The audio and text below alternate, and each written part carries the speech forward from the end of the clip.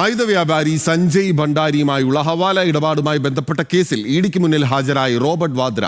ED നൽകിയ നോട്ടീസിനെ തുടർന്നാണ് വാദ്ര ഹാജരായത്. ജൂലൈ 17 മുൻപ് ഹാജരാകാനായിരുന്നു നിർദ്ദേശം. ശരത്ലാൽ കൂടുതൽ വിവരങ്ങൾ നൽകാൻ ഡൽഹിയിൽ നമുക്കൊപ്പം ചേരുകയാണ്.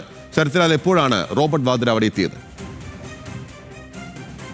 ദിവസങ്ങളിലാണ് ബിനുവിനറിയാം. കഴിഞ്ഞ 2 തവണ റോബർട്ട് വാദ്ര നേരിട്ട് ഇഡിക്ക് മുമ്പിൽ ഹാജരായിരുന്നു. ഇത് പുതിയ ഒരു കേസാണ്. കാരണം ആയുധ വ്യാപാരി സഞ്ജയ് ഭണ്ഡാരിയുടെ ഹവാല ഇടപാടുമായിട്ട് സഞ്ജയ് ഭണ്ഡാരി ലണ്ടനിൽ വാങ്ങിച്ച ഒരു ബംഗ്ലാവ്, അതിന്റെ പണം നൽകിയിരിക്കുന്നത് ഈ റോബർട്ട് വാദ്രയാണെന്നാണ് ഇഡിയുടെ ആരോപണം.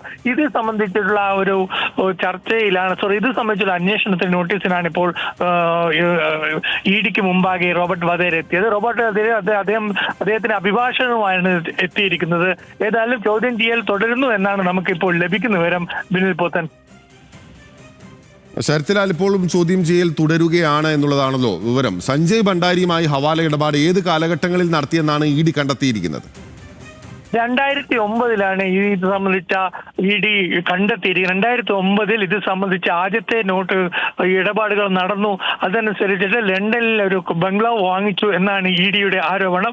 തുടർന്ന് സഞ്ജയ് ഭണ്ഡാരി ഇന്ത്യയിൽ എത്തിക്കാനുള്ള നടപടിക്രമങ്ങൾ ഇന്ത്യൻ സർക്കാർ ആരംഭിച്ചിരുന്നു. എന്നാൽ ബ്രിട്ടീഷ് സർക്കാർ ഇത് കോടതി അനുവദിച്ചില്ല. കഴിഞ്ഞ ദിവസം വീണ്ടും ഇതേ കേസിൽ തന്നെ ഡൽഹിയിലെ ഡൽഹിയിലെ റോസ് അവന്യൂ കോടതി അദ്ദേഹത്തെ പെർമനന്റ് പ്രൊക്ലൈമറായിട്ട് പ്രഖ്യാപിച്ചിരുന്നു. ഏതായാലും സഞ്ജയ് ഭണ്ഡാരിയുമായിട്ടുള്ള ബന്ധം ഇദ്ദേഹത്തിന് വീണ്ടും വാദ്രക്ക് വീണ്ടും കുരുക്കാവുന്നു എന്ന് വേണം കരുതാൻ, ബിനിൽ.